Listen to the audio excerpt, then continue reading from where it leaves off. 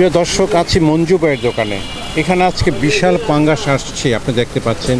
প্রতিটি পাঙ্গাসের ওজন প্রায় 10 থেকে 10.5 কেজির মতো ওজন দেখা যাচ্ছে।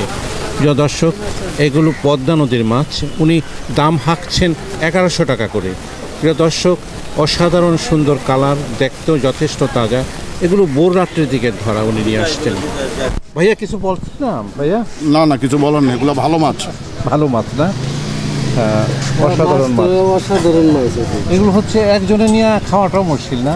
জি, একজনে নিয়ে খাওয়া মুশকিল, শেয়ার হলে আর ভালো হয়। সবার পক্ষে এফোর্ড করাও সম্ভব না। সম্ভব না।